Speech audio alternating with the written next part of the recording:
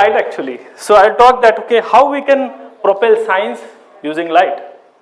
And that has been my guiding light, that has been my career propeller. So with that, I would like to start my story. I would like to share my story, how I started my journey from a small village. Can you go to the next slide? So let's begin. So this is my primary school, and it was a very small building in a very small village in Azamgarh, and the facilities were limited there. But my imagination was limitless. I can say that. You know, sometimes I used to wonder, I used to sit on the machan, and then I used to see the stars and the moon, and then I used to wonder whether I will be able to touch them once. तो कहते हैं ना कि एक ख्वाब जो होता है, आप ख्वाब देखते हो तो उसको हकीकत में बदलने के लिए क्या क्या कर सकते हो, that I can tell you a little bit. And when I was growing up, then I went to, you know, this village mela where I got this book Agni Ki Udaan from APJ Abdul Kalam ji. And one of his quotes has always been there in my mind. He said that, you know, you will have to dream before your dreams become true. And the most impacting one was, you know, छोटे सपने मत देखो, छोटे सपने देखना पाप है. And that struck me. So I took that mantra and I worked relentlessly in my field. And one day I realized, please next. One day I realized that I'm working at NASA. And that was my dream place where to work. You know. So this journey was very difficult, not easy. You know, when I was growing up as a child, I was farmer's son, resources were not much.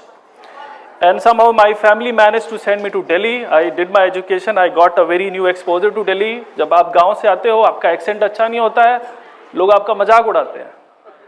आपकी English अच्छी नहीं होती है. अभी भी मेरी English अच्छी नहीं है. 12वीं में मैं जब इंग्लिश मीडियम से पढ़ाई करना शुरू किया, तो मुझे 45 नंबर के और इंग्लिश में मिले थे. But I was good in science and maths, which I pursued. And then after going to NASA, not only that, next please.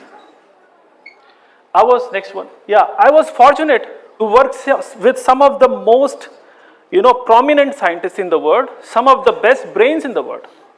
And I was able to develop one of the world's fastest camera. Can you go to the slides?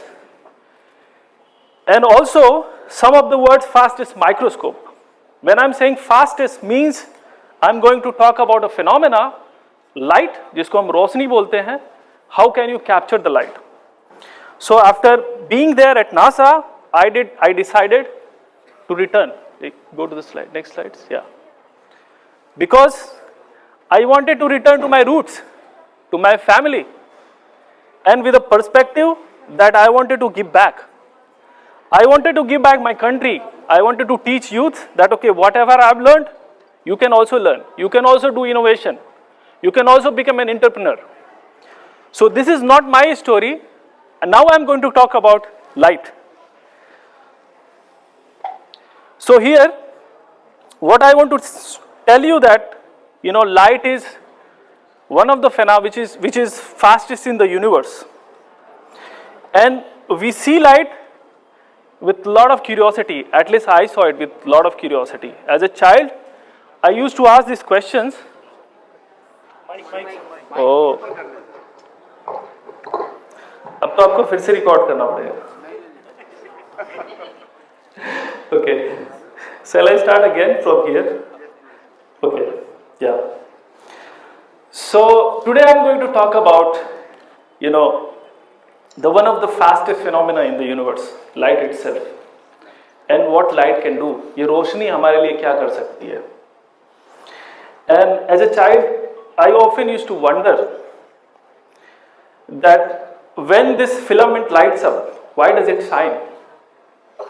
Also, I had a curiosity that when a kerosene lamp burns, why it emits yellow color, not blue? Why light behaves differently at different places? These were the questions which always wondered me.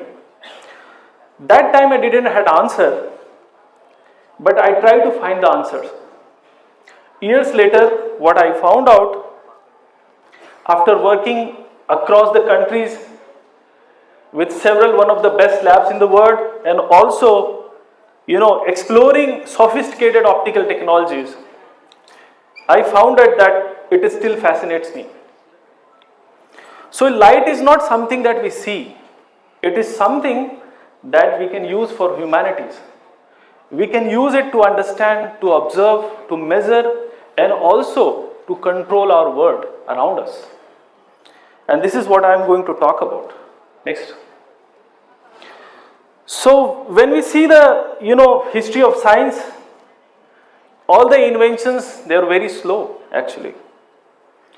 It took centuries to understand gravity, and it took years, or you can say it took decades to decode DNA, and it took years to develop new materials. Why? Because we were limited by human senses. We were limited by mechanical systems. We were limited by electronic systems. But something extraordinary happened.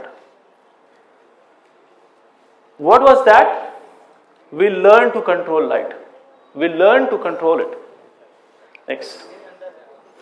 So now we can use light as a scientific tool, not only to observe, but to control. What you see on the left side, that people started doing high-speed photography to look at certain events in real time, to see how our nature works, to see certain phenomena. On the right side, what you see is that we are using an optical tweezer, and this tweezer is basically created out of just a laser and a lens. You focus the beam, it can manipulate a cell. You can detect any disease much before you can go in a hospital. Just that is the power of light, I can say. And you can control it, that you can also control the time, because you can freeze the time.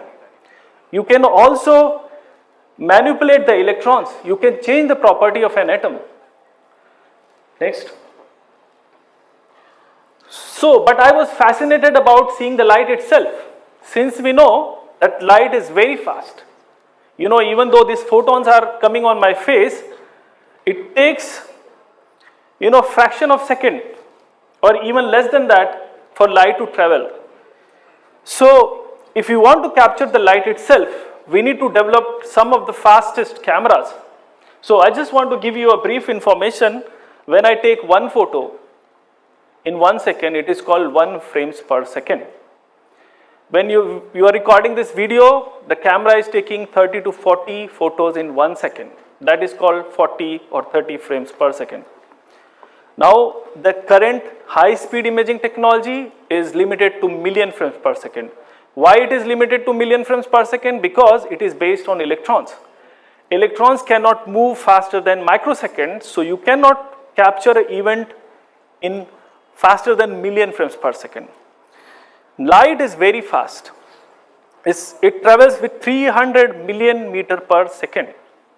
That means we should have something which can capture it in nanoseconds. That means it can capture at billion frames per second.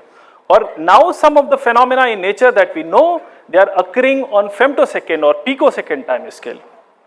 Like sir have just mentioned that he was also developing dyes. These fluorescent dyes can be used for looking at the fluorescence, laser induced fluorescence that happens on nanosecond time scale.